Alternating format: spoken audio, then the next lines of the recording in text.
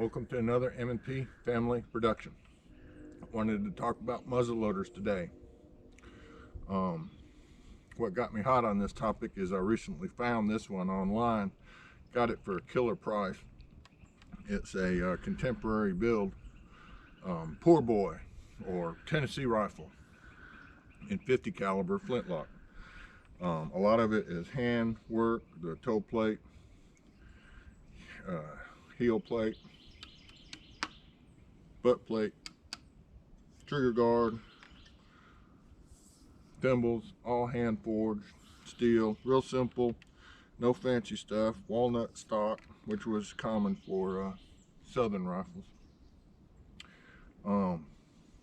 Swamp barrel, which is really nice. I never had a swamp barrel muzzle loader. Swamp barrel means it's thinner in the middle than at either end, so it makes for a lighter rifle and a well-balanced rifle. I just wanted to say, people, if you're looking for something new and different, you should try getting into muzzle loading. And by getting into muzzle loading, I don't mean inlines for deer season. I mean shooting contemporary type rifles from the 1850s on back. American rifles are the most interesting to me. Flintlocks, percussion, either way. A contemporary gun like this, if you buy it new from a maker, will set you back at least $1,000, more like $1,500 or more. You can spend a lot of money on custom guns by well-known makers. But I suggest you get into it by buying a Thompson Center or a CVA or a Lyman produced rifle. Some of them are made overseas. The TCs are no longer made, but there's plenty of them around there. They were made up in New Hampshire. Beautiful guns, quality guns. You can usually get them for next to nothing. These guns are cheap to shoot. Ammo consists of black powder and lead round balls, which are usually inexpensive and easy to find. And it's cheap shooting, it's fun shooting, it's challenging shooting, especially a flintlock. Flintlocks it's a real learning curve with muzzle loaders, learning how to shoot a muzzle loader. So it's just something else to, and there's a lot of good info on the net and YouTube and everything about it. So I suggest you get into it. This is a flintlock. I don't know if you know how flintlock works or not, but once you put your powder in your ball from the muzzle, of course, you fill this up with 4F powder, which is a real fine grain black powder, and you prime it. You put a little powder in there, not too much. Shut it. When you're ready to shoot, bring the hammer to full cock and watch it. Nice sparks fall in the pan. Ignite that priming charge, ignite the main charge, boom. It takes a little bit. It goes kaboom or whoosh boom or however, but there's a little hesitant before this priming charge goes off and it ignites the main charge. So you got to hold it through that time period, which is a learning curve for sure. What creates that spark is this flint, just a rock. It's very sharp edge. And this is this is called the prison, very hardened piece of steel, and that flint being harder than the steel scrapes off a little bit. And as it's scraping, it turns it to, 2,000 degrees, those little sparks you see. And if one of them sparks manages to find its way to that charge, something's going to happen. It's going to go off. So, very unreliable. Moisture is a problem. That's why they never fought battles on rainy days, because the flintlocks just didn't work. So I'm gonna load it up, see how it shoots. Hope you enjoy the video.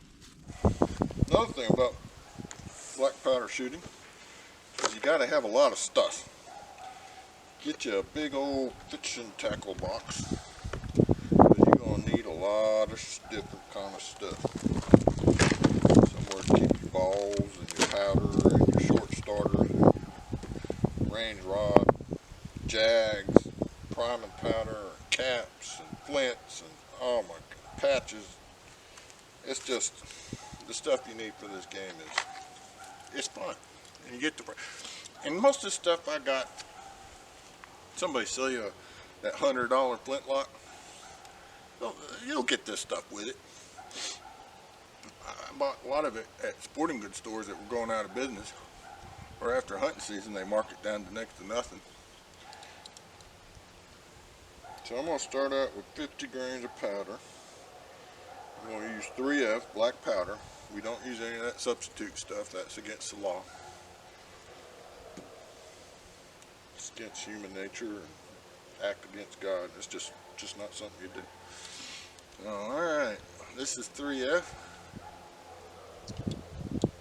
That's 50 grains.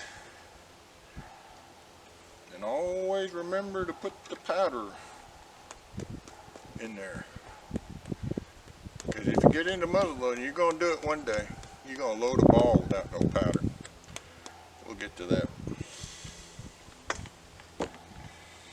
I have some pre-lubed patches here. And usually use a caliber ball that's 10,000th of an inch under. So this is 50 caliber. I use a 490 ball.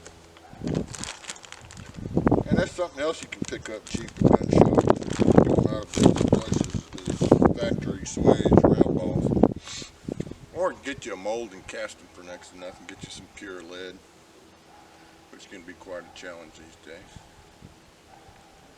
Alright, center up the patch, get the ball in there. And I need the short starter. Some guns load easier than others. Let's see, one good. Ooh, that's pretty tight.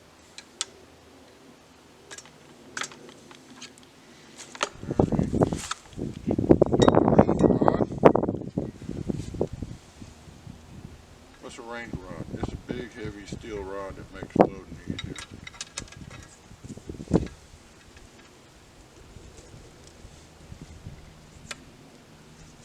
Man, this barrel.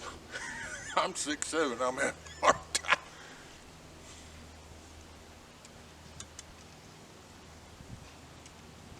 Alright. Set it on, make sure you get it on top of the barrel. I mean, top of the powder. Use 4F powder, black powder, for priming. Put on half cock, fizz and open. Put a little bit in here. Don't take much.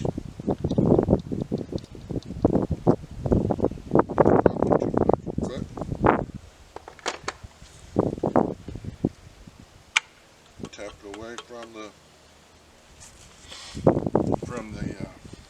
touch hole.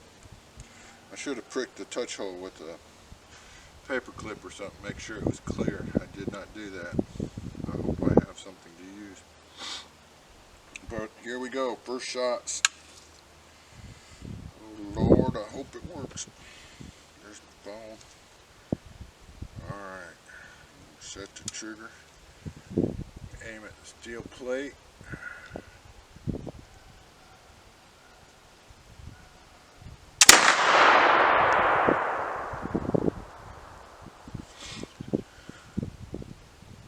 I missed,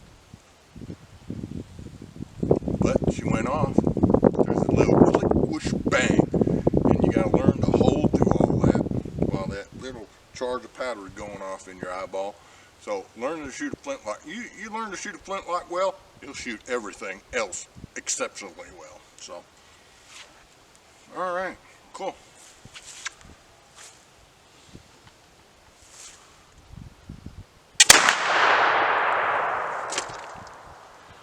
There you go. That's pretty quick shooting flintlock right there. I'm happy.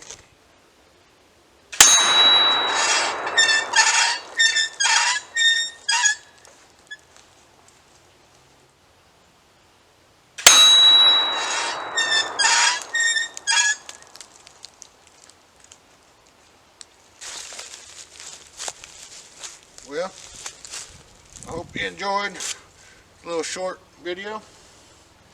Hope you get into muzzleloading. You should try it. Like I said, start cheap. Just get you a Thompson Center or Lyman or CVA cap lock gun, and get you the stuff together and do some shooting. You may like it. If you don't, you ain't got much invested. You usually sell it, get your money out of it. These were my first 4 shots. I tried 50 grains of powder. That wasn't very impressive. Put 70 grains, which is normal load for a hunting load for a 50 caliber. First shot there, second shot right next to it, third shot under it, right there. So 70 grains is the sweet spot.